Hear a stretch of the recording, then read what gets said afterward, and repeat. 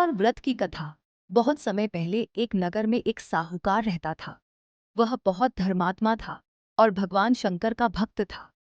वह प्रत्येक सोमवार को व्रत करता, शिवजी की पूजा करता और गरीबों को दान देता। उसकी पत्नी भी इस कार्य में उसका सहयोग करती थी, परंतु उनके कोई संतान नहीं थी, जिससे वे दोनों बहुत दुखी रहते थे। एक दिन साहूकार ने संकल्प लिया कि यदि उसके घर संतान उत्पन्न होगी तो वह प्रतिदिन शिव मंदिर में जाकर भगवान शंकर का जलाभिषेक करेगा। भगवान शिव उसकी भक्ति से प्रसन्न हुए और एक दिन प्रकट होकर बोले, हे भक्त, तुम्हारी भक्ति से मैं प्रसन्न हूँ। शीघ्र ही तुम्हारे घर एक पुत्र जन्म लेगा, परंतु वह केवल 12 वर्ष तक ही जीवित रहेगा। यह सुनकर साहूकार और उसकी पत्नी बहुत दुखी हुए। उन्होंने फिर भी भगवान शिव का धन्यवाद किया। कुछ समय बाद उनके घर एक सुंदर पुत्र ने जन्म लिया। उसका नाम उन्होंने माधव रखा। वह बहुत बुद्धिमान और विनम्र था।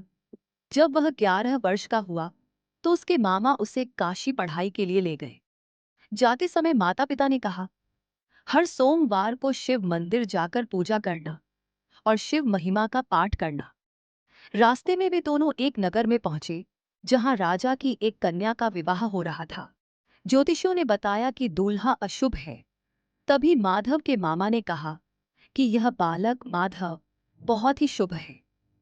अगर यह दूल्हे की जगह बैठ जाए तो अशुभ टल जाएगा। उन्होंने माधव को मना लिया।